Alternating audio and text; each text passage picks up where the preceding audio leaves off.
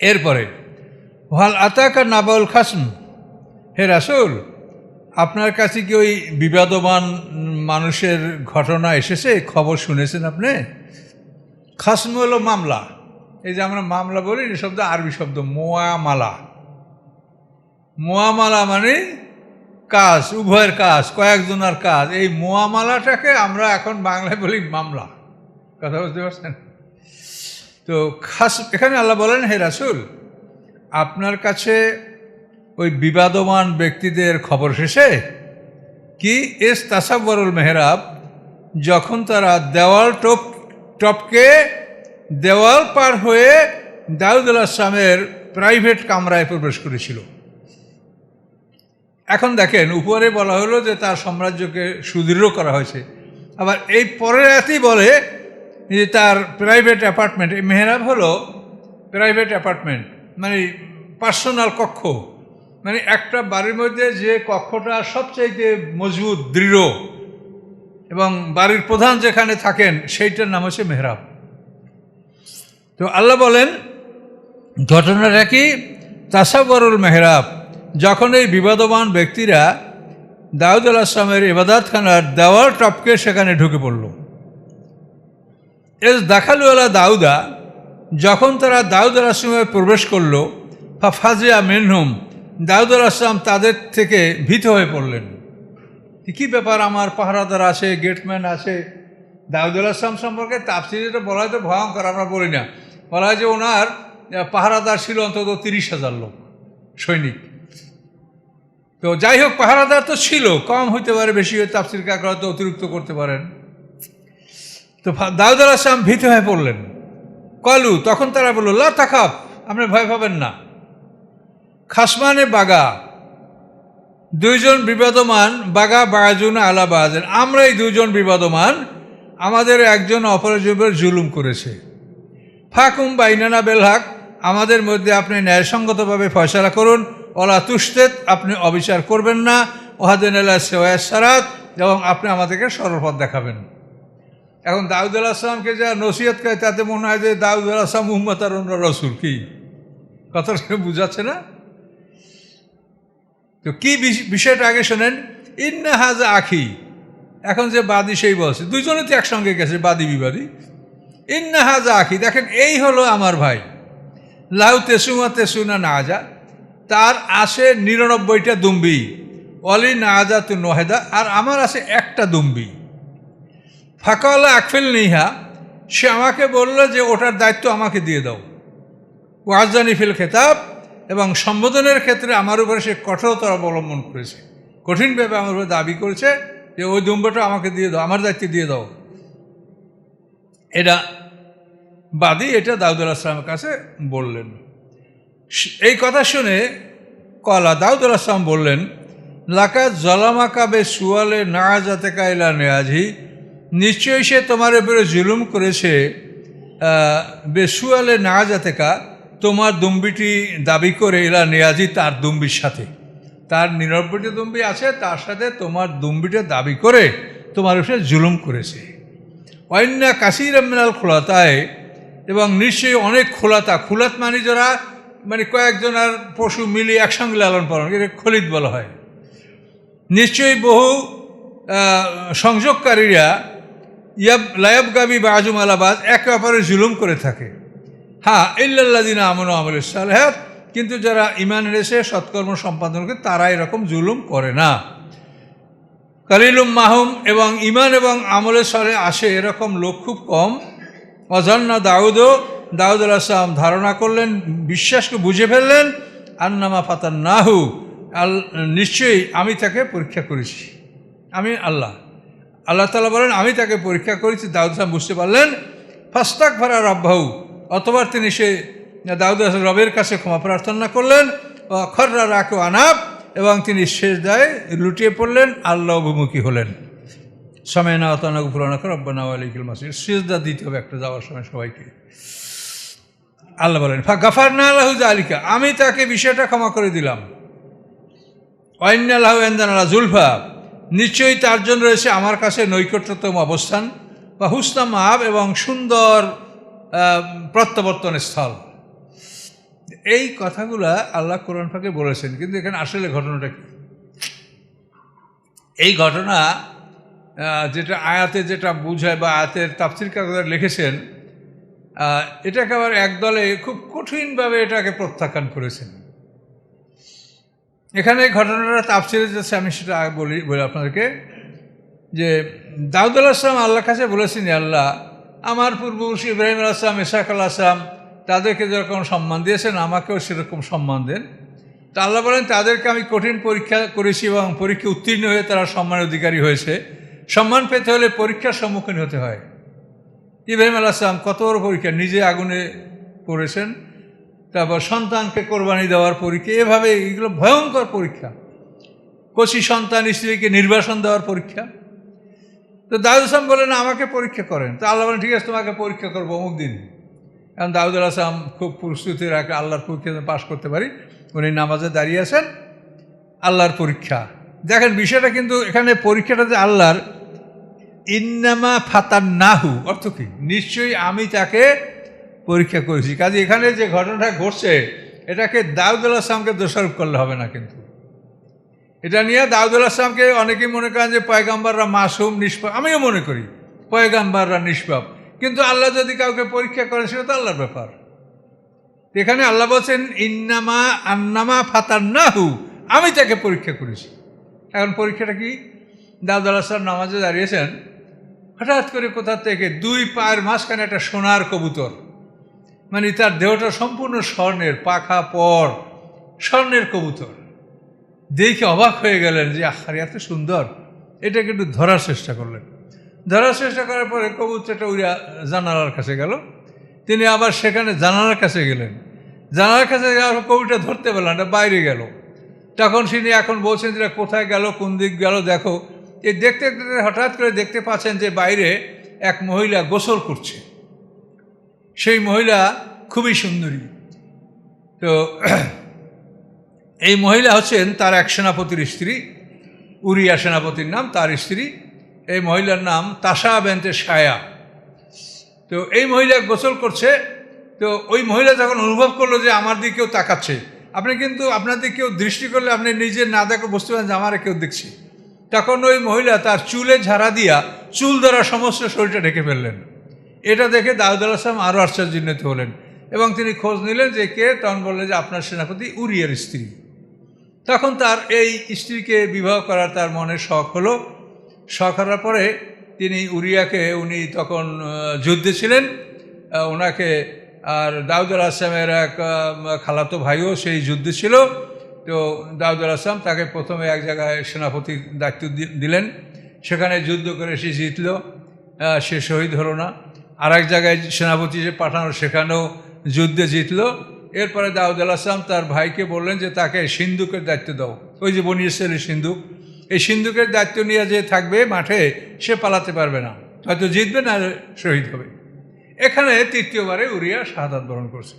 এই উরিয়া শাহাদাত বরণ করার পরে তার স্ত্রীকে দাউদ আলাইহিস সালাম বিয়ে করেছে। এই ঘটনাটাকে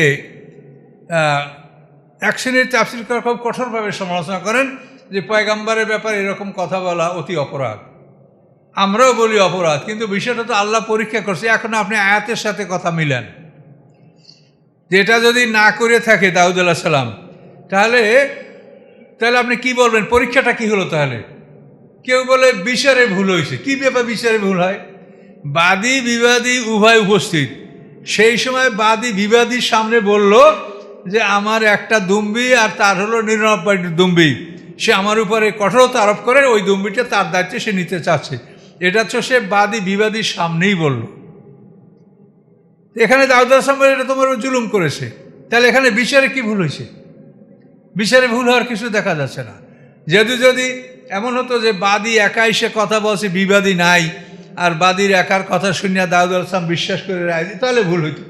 এখানে বাদী বিবাদী উভয় উপস্থিত। আচ্ছা, এর এক কথা।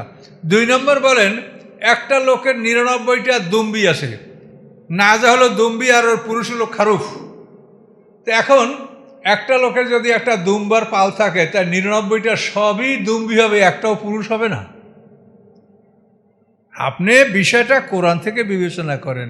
পয়গম্বররা নিষ্পাপ, আমিও বলি, কিন্তু আল্লাহ তাকে পরীক্ষা করেছে যেভাবে, সেভাবে আমরা কোথায় যাব? তো এক পাল বকরি বা এক পাল দুম্বা যদি কারো থাকে, না জামানি দুম্বি, তা আরবে স্ত্রীকে দুম্বি বলে সম্বোধন করা হয়। তো এখনও বললো যে আমার 99টা দুম্বি, যদি ওটা আসলেই পশু হতো তাহলে তার মধ্যে নিশ্চয়ই 2-4টা অন্তত পুরুষ ছাগল, বেশি না থাকলে 2-4টা তো থাকবে, 10টায় একটা তো থাকবে। 99টা 9টা পুরুষ ছাগল দুম্বা থাকবে তা নাই। এ হলো এক কথা। আর 2 নম্বর কথা হলো যে আপনি শুনলেন যে দাউদ আলাইহিসসালামের সাম্রাজ্যকে আল্লাহ সুদৃঢ় করেছেন, অত্যন্ত কঠিন সাম্রাজ্য পতি তাকে করেছেন। এখন সেই দাউদ আলাইহিসসালামের প্রাইভেট কামরায় মানুষ কামড়ে ঢোকে, পাহারাদার ছিল না? পাহারাদাররা দেখলো না কেন? এ কথার জবাব দিতে হবে আপনাকে। যদি বলেন যে ওটা মানুষ, ফেরেশতা না, আর আমরা বলছি 2 জন ফেরেশতা, পরীক্ষার জন্য দাউদ আলাইহিসসালামের ভুল বুঝানোর জন্য আল্লাহ 2 ফেরেশতাকে সেখানে পাঠিয়েছিলেন। কিন্তু যদি বলেন যে তারা ফেরেশতা না মানুষ, তাহলে আপনাদেরকে প্রমাণ করতে হবে যে মানুষ যদি হয় তা সে রাজার কক্ষে পাহারাদারকে এড়িয়ে কি করে গেল? তারপর যদি যাইয়া থাকে, তারপর দেওয়াল টপকাইয়া একটা মানুষ ঢোকে কেমনে বলেন? কি সাতবিহীন দেওয়াল নাকি রাজার বাড়ির? তাহলে আপনি কোনভাবে এটা প্রমাণ করবেন যে এই কথাটা মানে এই উরিয়ার কেচ্ছা ছাড়া অন্য কেচ্ছা, এটা আপনি কোনোভাবেই প্রমাণ করতে পারবেন না। আর এখানে দাউদ আলাইহিসসালাম অপরাধ করেন না, এটা আল্লাহ বলছে যে আমি পরীক্ষা তাকে এভাবে করেছি, এবং এটা আল্লাহ এই জন্য সতর্ক করেছেন যে তোমরা আল্লাহর কাছে পরীক্ষা দাবি করো না। আল্লাহ পরীক্ষা করলে তোমরা কেউ পাশ করতে পারবে না। কাজী দাউদ আলাইহিসসালাম এখানে ভুলটা হয়েছিল যে বলছেন যে আল্লাহ আপনাকে পরীক্ষা করেন, আমি পাশ করবো, তাও আমার সম্মান দিয়েন। আল্লাহ পরীক্ষা করলে তুমি ফেল করবা, তুমি সম্মান কী করে পাবা? কাজী সম্মান পাওয়ার জন্য আল্লাহর কাছেই প্রার্থনা করতে হবে। এটা পরীক্ষায় পাশ করি আল্লাহর কাছে কেউ সম্মান পেতে পারে না। ভুলটা হলো এখানে। কথা বুঝতে পারছেন? তো এই কথাগুলো এটা স্পষ্ট প্রমাণ করে যে এটা আসলে নারী জাতীয় ঘটনা। তা নাহলে একটা লোকের এক পাল দুম্বা 99টা, এগুলো সবই দুম্বি, এটা কি করে হয়? তো দাউদ আলাইহিসসালামের 99 স্ত্রী ছিল, উরিয়ার স্ত্রী সে যোগ করার পরে তার 100 স্ত্রীতে পরিণত হয়। তো এই ঘটনা ঘটে যাওয়ার পরে আল্লাহ বলেন আন্নামা ফাতান্নাহু, আমি তাকে পরীক্ষা করেছি, এবং সে বুঝতে পারছে যে আমি আল্লাহ তাকে পরীক্ষা করেছি। ফাস্তাগফারা রাব্বু, অথবা সে রবের কাছে ক্ষমা প্রার্থনা করলেন এবং সেজদায় লুটিয়ে পড়লেন এবং আল্লাহ অভিমুখী হলেন। এই সেজদায় দাউদ আলাইহিসসালাম 40 দিন পর্যন্ত এই সেজদায় পড়েছিলেন। শুধু নামাজ রাখতে উঠা নামাজ পড়তেন, আবার এসে সেজদায় পড়ে থাকতেন। এভাবে 40 দিন পর্যন্ত দাউদ আলাইহিসসালাম এই জন্য আল্লাহর কাছে এক সেজদায় পড়ে রয়েছেন। এরপরে আল্লাহ তাআলা তাকে ডাক দিয়েছেন যে দাউদ, আমি তোমাকে যেভাবে আমি তোমাকে ক্ষমা করে দিয়েছি, তবে কিভাবে তুমি এটা ক্ষমা নেবে এর জন্য তুমি আমার আদেশ অনুসারে কাজ করো। তুমি উরিয়ার কবরের কাছে যাও, তার কাছে গিয়ে বিষয়টা বলো, ক্ষমা চাও, আমি আল্লাহ তাকে এগুলো শুনাই দেব এবং তার পক্ষের জবাব আমি আল্লাহ তোমার কাছে পৌঁছে দেব। এটা বলার পরে দাউদ আলাইহিসসালাম উরিয়ার কবরের কাছে গেলেন, যা কবর জিয়ারত করলেন এবং সে আল্লাহর কাছে দোয়া করলেন এবং উরিয়াকে ডাক দিয়া বললেন যে তোমার সাথে আমার কথা আছে। উরিয়া বলল যে আমার কে ঘুম ভাঙলো? আমি তো ঘুমিয়েছিলাম, আমাকে কে ঘুম ভাঙলো? আমি দাউদ। তাহলে কেন? যে আমি তোমাকে যুদ্ধে পাঠিয়েছি, তুমি শাহাদাত বরণ করেছো, তো এটার জন্য আমি তোমার কাছে ক্ষমা প্রার্থী। উরিয়া বলেন না তো, এটা তো ভালো কাজ, আপনি আমাকে যুদ্ধে পাঠিয়েছেন, আমি শহীদ হয়েছি, আমি তো জান্নাতের বড় দরজা পেয়েছি, তা আমার এটা অপরাধ কী করে হলো? তো এরপরে আল্লাহ তাআলা দাউদ আলাইহিসসালাম বলেন যে আমি উরিয়ার কাছে ক্ষমা চাই, সেই কথা বলেছে। তা আল্লাহ বলে যে তুমি তার স্ত্রী বিয়ে করছো, তা কি বলেছো? বলে না, আমি তা বলি নেই। বলতে আবার তাই বলো, সব কথা বলো, সত্য কথা পুরো অস্বীকার করো।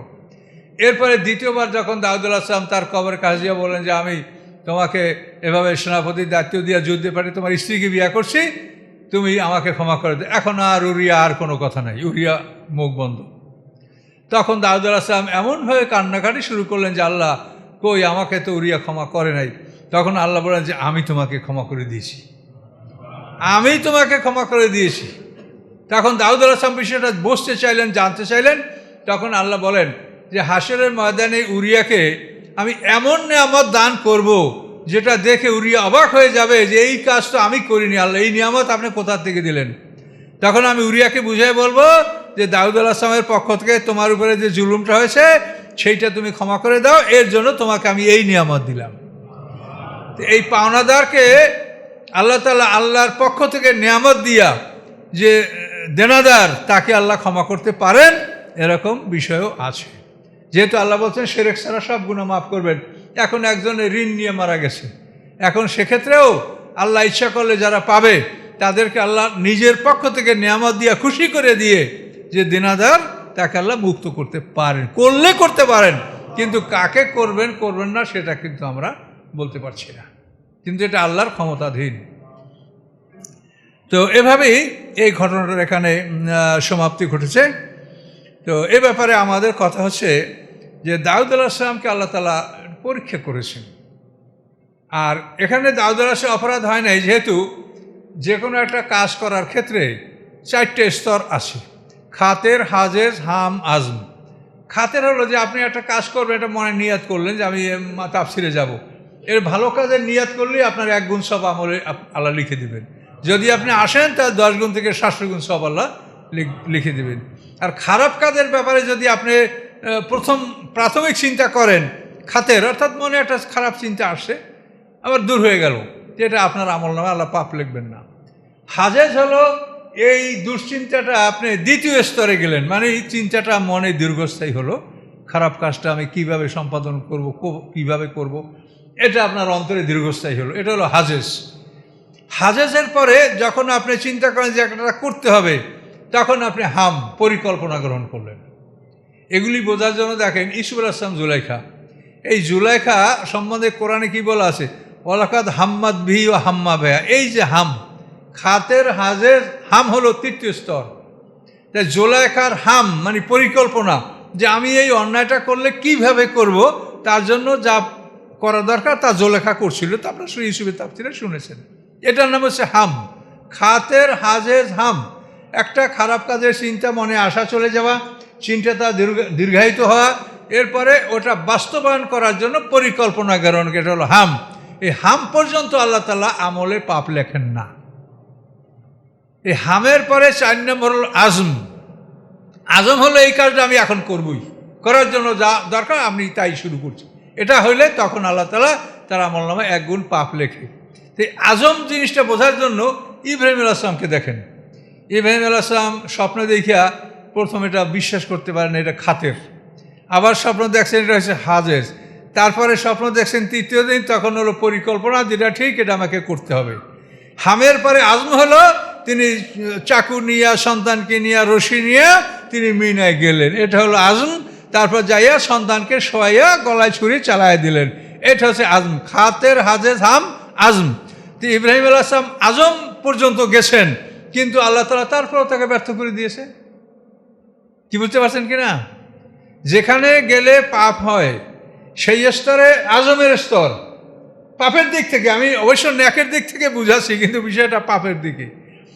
চতুর্থ স্তরে যাওয়ার পরে পাপ লিখবেন আল্লাহ। যেমন ইব্রাহিম আলাইহিস সালাম চিন্তা ভাবনা পরিকল্পনা করার পরে চাকু নিয়ে, ছুরি নিয়ে ছেলেকে শোয়া গলায় ছুরি, এটা হলো আজম। এটার পরেও ইব্রাহিম আলাইহিস সালামকে আল্লাহ তাআলা বিফল করে দিলেন, তাকে এই ছেলেকে জবাই করতে আল্লাহ দিলেন না। তাহলে আজমের পরেও আল্লাহ তাআলা বিষয়টাকে ফিরাতে পারেন। আর কোনো কোনো সময় হাম থেকে কাউকে ফিরানো হয়। তো এই জন্য এখানে দাউদ আলাইহিস সালাম আজম পর্যন্ত যায়নি, খাতের, এর একটা পরিকল্পনা ছিল। তো এই পরিকল্পনার মধ্য দিয়েই আল্লাহ তাআলা বিষয়টা বাস্তবায়িত করে ফেলেছেন। এখানে এটা আল্লাহর ব্যাপার, এই জন্য দাউদ আলাইহিস সালাম দোষী না। এখানে অপরাধ হলো যে আল্লাহর কাছে এমন কথা বলতে হয় না যে আল্লাহ আপনি আমাকে পরীক্ষা করেন, পরীক্ষায় পাশ করার পর আমাকে সম্মান দিয়েন, এই কথাটা বলা অপরাধ। আল্লাহর পরীক্ষা কেউ পাশ করতে পারে না। এই জন্য আমরা সবসময় আল্লাহর কাছে বলবো যে আল্লাহ আপনার দয়ায় আপনি আমাদেরকে জান্নাত দেন। আমাদের কর্মফলের বিনিময়ে আমরা জান্নাত চাই না। কর্ম তো আল্লাহ করতে দিছে বলে করছেন, আল্লাহ আপনাকে আসতে দিছে বলে মসজিদে আসতেন, সেখানে আপনার কি আছে? আমাকে আল্লাহ বলার তৌফিক দিছে বলে আমি বলছি, এখানে আমার কি আছে বলেন? আমার মতো মোজাম্মেল হক কত ভ্যান ঠেলছে রাস্তায়, কাজে আমাকে আল্লাহ বলার ক্ষমতা তো আল্লাহ দিয়েছে, সেখানে আমার তো কিছু না। আমি যদি এটি নিয়ে অহংকার করি তাহলে আমি জাহান্নামী হব। কাজে মনে করতে হবে যে আমি ইবাদত করছি, এটা তো আল্লাহ আমাকে করতে দিয়েছে, তাহলে আমি কি পাইতে পারি? তো আল্লাহর কাছে কিছুই আমার পাওনা নাই, আমি যা করছি আল্লাহই আমাকে করার তৌফিক দিয়েছে। তাহলে এই জন্য আমি আল্লাহর কাছে তার মানে অনুকম্পা, তার দয়া, তার রহমত, তার অনুগ্রহ, এটা আমরা চাই, এবং এর মাধ্যমে যেন আল্লাহ আমাদেরকে কবুল করেন। তো এভাবেই আমরা এখানেই শেষ, একটু সামনে আগাই। তো এরপরে আল্লাহ তাআলা দাউদ আলাইহিসসালামকে ক্ষমা করলেন, ক্ষমার ঘোষণা শুনলেন। এরপরে দাউদ আলাইহিসসালাম সারা জীবন শুধু কেঁদেই কাটাতেন যে আল্লাহ আমি ভুল করেছি। এই জন্য দাউদ আলাইহিসসালামকে ওই যে বলা হয়েছে তিনি আল্লাহ ভূমুখী ছিলেন। ইয়া দাউদ ইন্না জাআলনাকা খলিফাতান ফিল আরদ, হে দাউদ আমি তোমাকে পৃথিবীর খলিফা মনোনয়ন করেছি, তুমি বাদশাহ, খলিফা, রাসূল। ফাহকুম বাইনান নাসি বিল হক, তুমি মানুষের মধ্যে ন্যায় বিচার করবে। তুমি নিজের বিচারে নিজে ভুল করেছ, তুমি মানুষের মধ্যে ন্যায় বিচার করবে। ওয়ালা তাত্তাবিল হাওয়া, কখনোই মনের কামনা বাসনার অনুকরণ করবে না। এই যে সতর্ক দাউদ আলাইহিসসালামকে, যদি করো ফায়ুদিল্লাকা আন সাবিলিল্লাহ, তাহলে শয়তান তোমাকে আল্লাহর পথ থেকে বিপদগামী করবে। ইন্নাল্লাযীনা ইউদিল্লুনা আন সাবিলিল্লাহ, নিশ্চয়ই যারা আল্লাহর রাস্তাকে হারায়, আল্লাহর পথকে যারা হারিয়ে ফেলে, লাহুম আযাবুন শাদীদ, তাদের জন্য রয়েছে কঠিন শাস্তি। বিমা নাসু ইয়াউমাল হিসাব, এই জন্য যে তারা হিসাবের দিনকে ভুলে গেছে। হিসাবের দিনকে ভুলে গেলে চলবে না, সবসময় হিসাবের দিনের কথা আমাদের স্মরণ রাখতে হবে যে আমি আমার সমস্ত কাজকর্মের জন্য আল্লাহর কাছে হিসাব দিতে বাধ্য থাকব। এ পর্যন্ত আমাদের আলোচনা থাকলো 26 নম্বর আয়াত পর্যন্ত আমরা চলে আসছি। সবাই একটা সেজদা দেন, তারপর আমরা না দোয়া করার পরে সেজদা দিবেন, বসেন দোয়া করার পরে দিয়েই বাইর হয়ে যাবেন। আল্লাহুম্মা আমিন। রব্বানা যালামনা আনফুসানা ওয়া ইল্লাম তাগফির লানা ওয়া তারহামনা লানাকুনান্না মিনাল খাসিরিন। রব্বানা লা তুযিগ কুলুবানা বা'দা ইয হাদাইতানা ওয়া হাব লানা মিন লাদুনকা রাহমাতান ইন্নাকা আনতাল ওয়াহ্হাব। রব্বানা লা তুআখিযনা ইন নাসিনা আও আখতানা। রব্বানা ওয়া লা তাহমিল আলাইনা ইসরান কামা হামালতাহু আলাল লাযীনা মিন ক্বাবলিনা। রব্বানা ওয়া লা তুহাম্মিলনা মা লা তাকাতা লানা বিহি ওয়া'ফু আন্না ওয়াগফির লানা ওয়ারহামনা আনতা মাওলানা ফানসুরনা আলাল কওমিল কাফিরিন। সুবহানা রাব্বিকা রাব্বিল ইজ্জাতি আম্মা ইয়াসিফুন, সালামুন আলাল মুরসালিন, আলহামদুলিল্লাহি রাব্বিল আলামিন। সবাই সেজদা করুন, যদি কারো উযু না থাকে উযু করে সেজদা করবেন।